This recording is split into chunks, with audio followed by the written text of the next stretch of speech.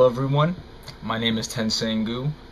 If you're watching this, then most likely we have crossed paths at some point in time, whether it was back in high school or in college, or when we were doing badminton carp, or working together at Lockheed, or even now at Goodrich.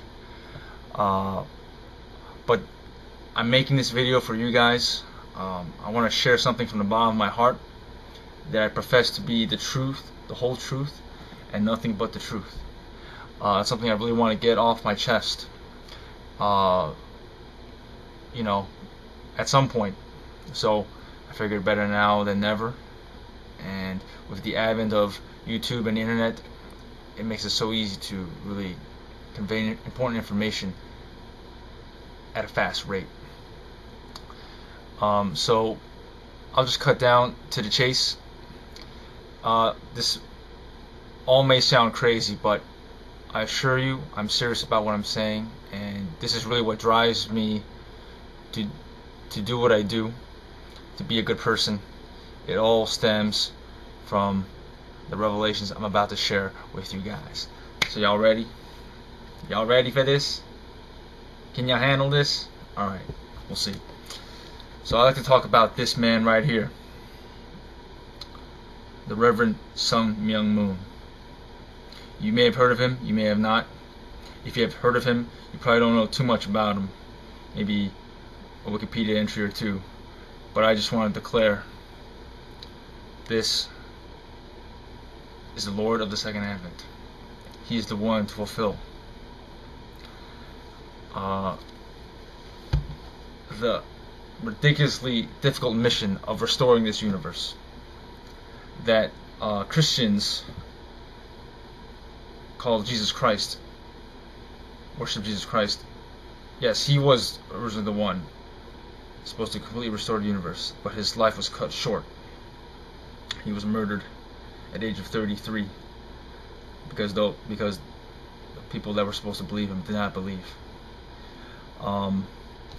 Reverend Moon, so you could say he's the Messiah from a Christian, Judeo-Christian perspective. He is the Messiah of this age, but he's not just for Judaism and Christianity. He is for the whole world, the whole universe. So in Buddhism, we talk about Maitreya, second coming of Buddha.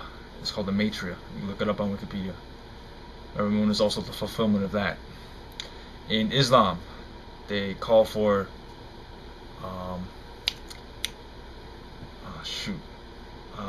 I forget.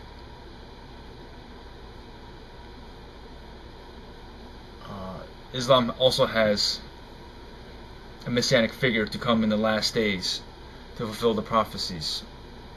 Mahdi, the Mahdi. Reverend Moon is fulfillment of that as well.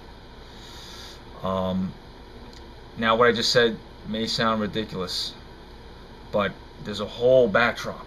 You really have to understand the entire context of the history of humankind to really put this statement into perspective. And then I'll try to justify the statement, but really it boils down to really understanding human history from God's perspective, and then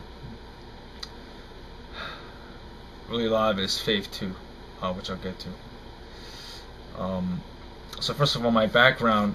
So a lot of you, I think, know that at least I believe in God. Maybe this was kind of a bam about this Reverend Moon declaration, but you all knew at least that I believe in God.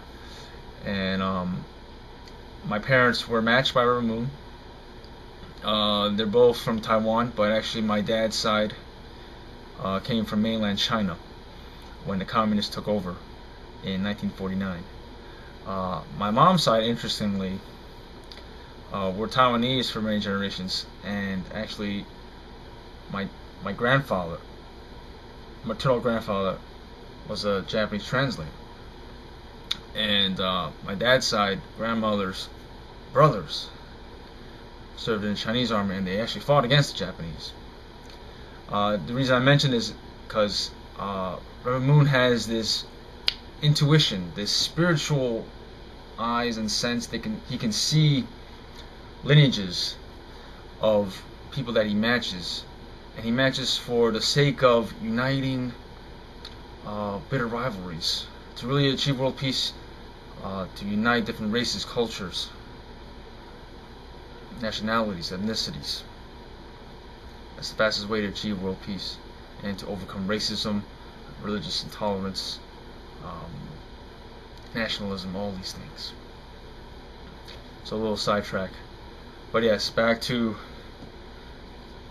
God and everything. So Reverend Moon, he actually addresses all these questions. He's known as the champion of all these questions, the big questions in life. You know, obviously, is there a God? Is there an intelligent source, a progenitor, an originator to this universe that we find ourselves living in? That's always the number one question. Second question is, okay, if God exists and He is good, then why is there evil in this world? You know, why? How can such a loving and good, omniscient God allow so much hatred and bloodshed and destruction to occur on this earth? Why doesn't He step in and stop it? Why is life so unfair? You know, that's another really serious question that I'm sure you've thought of, especially as we get older. We start to soul search, and you know, it's not easy coming up with answers, but this guy came up with the answers. So let me break it down. So yes, originally before the universe was created, there was just God, a soul being, and you can imagine a soul being cannot enjoy anything just by him or herself. You need stimulation with the object partner, interaction. It could be anything, you know, even a speck of dust. You can at least communicate with that. But obviously, the more resembling you, the better it is, right? Like interacting with a plant versus interacting with a dog versus interacting with your spouse or your son or your daughter, right? The more it resembles you. So God had the same desire when He created the universe. He had a very meticulous plan. He thought it out very carefully and set the Big Bang and the evolutionary process into motion, which allows so many diverse, wonderful things to be created. And at the pinnacle of that creation was human beings. This is the creation that most resembles God. And the fundamental difference between human beings and the rest of everything else in the universe was free will, a portion of responsibility, so that we could become co-creators of the universe with God. So, in the Bible, the first human ancestors are referred to as Adam and Eve. Islam, Judaism, same thing. Other cultures have similar stories, different names, but really it boils down to the same story.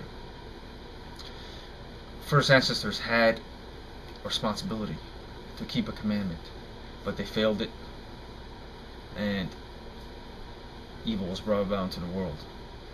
Reverend Moon actually clarifies what the actual act was, and it was an illicit sexual relationship before the rightful time, rooted in self-centered motivation, self-centered desire for love,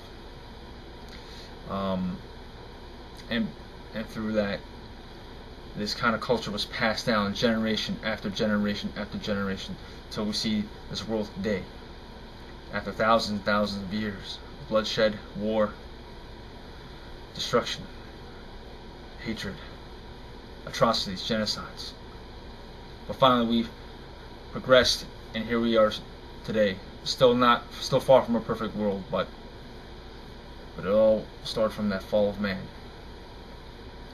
An illicit sexual relationship, because that's something that can be passed down generation after generation. No other kind of sin really can have the hereditary effect. So if you think about it, it's kind of like carbon copying a document, but it has a blotch on it, but it's too late. You start making copies of that again and again and again and again.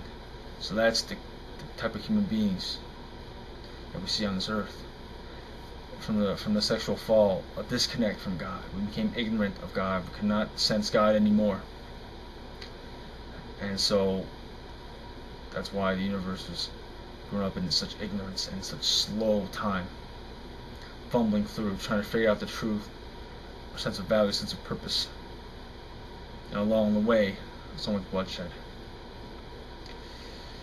So this whole world is like a world, think of it as a huge orphanage who do not know their parent, God. So that's another teaching that Reverend Moon wants to convey, is that more than this intelligent designer or omniscient, omnipotent being, God is, first and foremost, love, divine love, parental love, unselfish, relentless, selfless love. But it's up to us to really open up and receive it, right? You can think of it as we keep the door closed, and as long as the door is closed, someone who wants to come in, he's given all he's got. But as long as you keep the door closed, he can't come in. So that's the same attitude that humankind has had towards God throughout millennia. Ramon has come here to clear that up. So Adam and Eve were supposed to be God's original children, and they were supposed to become parents themselves, true parents themselves, and raise a God-centered family without need for religion. Just naturally, God would dwell. But that didn't happen. And we see the first dysfunctional family is actually Adam's family, with Cain, his older son, killing Abel, his younger son. So out of the seed of sexual sin begot violence. And we see that pattern throughout history today. So this has been God has been constantly trying to restore humankind, bit by bit by bit by bit, until 6,000 years, biblical years. It was a lot more than that, but the man known as Jesus of Nazareth, was mysteriously born, and proclaimed himself to be the Son of God. Very blasphemous statements in the eyes of the Jewish people. And it's interesting to think about this. So a lot of the Jewish scholars, they would challenge Jesus back in the day, ask him, okay, so if you're the Messiah, in the Torah it says Elijah is supposed to come before the Messiah. So if you're the Messiah, then who's Elijah? Where's Elijah? We don't see him. Jesus responded, John the Baptist actually is Elijah. But what made things difficult was that John the Baptist himself denied that. He didn't see himself as Elijah to Jesus the Messiah. So that was the main component, but basically the plan failed and Jesus had to go the way of the cross. He still had to show his undying love to the people. That's the requirement. If you call yourself the Messiah, then you have to act just like God. God loves his children unconditionally. He would do anything for them. So Jesus had to go that way. But originally that was not the plan.